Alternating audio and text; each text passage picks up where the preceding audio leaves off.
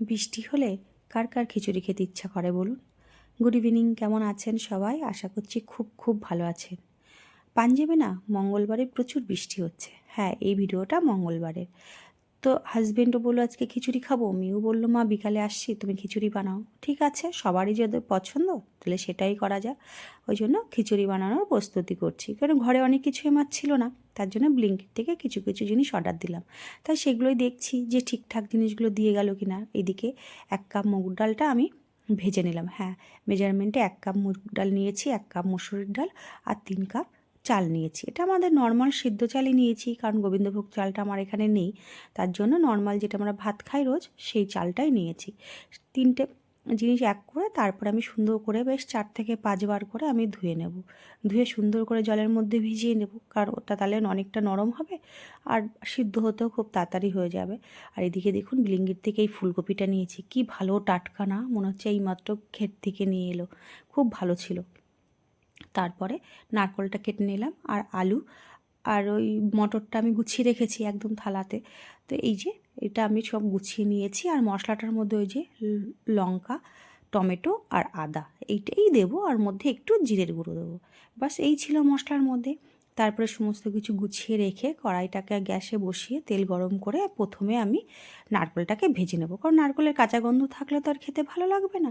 ওই জন্য নারকেলের কাঁচা গন্ধটা বের করে নেবো। আর আলুটা নারকেলটা হয়ে গেলে আমি আলুটাকেও ভাজতে দিয়ে দিলাম, দিয়ে আমি মশলাটা পিষে নিলাম। তারপরে মশলাটা পিষিয়ে নেওয়ার পরে আমি তেল গরম করে ওর মধ্যে জিরে, শুকনো লঙ্কা, তেজপাতা ফোড়ন দিয়ে ওই যে পিষে রাখা মশলাটা, যেটা আদা, টমেটো আর কাঁচা লঙ্কা আর একটু জিরে, বাস এইটা দিয়ে সুন্দর করে কষিয়ে নিচ্ছি। নেওয়ার পরে তারপরে এই যে মটরটা দিয়ে দেবো, মটরটা দিয়েও আর একটু সুন্দর করে কষিয়ে নিতে হবে, মানে তেল ছাড়া পর্যন্ত। তারপরে যে ভেজে রাখা আলু আর ফুলকপিটা, ওটাও আমি আস্তে আস্তে দিয়ে দেবো। হ্যাঁ, আমি হলুদ ছাড়া ভেজেছি, যার জন্য একটু সাদা সাদা লাগছে, কারণ হলুদ দিলে না কড়াইতে লেগে যায়, মানে পুড়ে যায়। ওই জন্য আমি হলুদ ছাড়াই এগুলো ভেজে নিয়েছি। নিয়ে সুন্দর করে কষিয়ে নিলাম আলু ফুলকপিটা। নেওয়ার পরে তারপরে আমি নারকেলটা দিয়ে দেবো। নারকেলটা দিয়েও সুন্দর করে কষিয়ে নেব। নিয়ে ওই যে আমি ধুয়ে রেখেছিলাম যে চাল আর ডালটা, সেইটাকেও এবার দিয়ে দেবো। চাল ডালটা একটু ঝরঝরে হলে ভালো হয়, একদম খুব বেশি তাহলে আর ফুটতে লাগে না। তো এরকম করে আমি পাশে অনেকটা গরম জল করে রেখেছিলাম। এবার পরিমাণ মতন আমি জলটা দেবো, কারণ খিচুড়িতে একটু জল বেশি না দিলে মানে একদম শুকিয়ে যাবে, তো শুকিয়ে গেলে তো আর খিচুড়ি ভালো লাগে না, একটু তো ঝোল ঝোল রাখতেই হবে। ঠিক এরকম দেখুন 1 কড়াই খিচুড়ি হয়েছে আমাদের। আমাদের খিচুড়িটা হলে একটু বেশি হয়, আমি ওই জন্য বড় কড়াইতে করেছি। আর খিচুড়ির সাথে খাওয়ার জন্য ছিল পুঁটি মাছ ভাজা, আর ছিল আলু ভাজা, আর একটু বেগুন ভাজা করেছিলাম। বেগুনটা খুব একটা ভালো ছিল না, তবুও যেটা ছিল সেটাই ভেজে দিলাম, খুব ভালো হয়েছিল খেতে।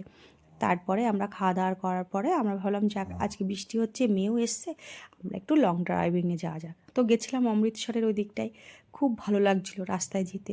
তো অর্ধেক রাস্তায় যেতে যেতে আবার ফিরেও এসেছি, কারণ প্রচণ্ড বৃষ্টি শুরু হয়েছিল। তো এই ছিল আমার মঙ্গলবারের ফুল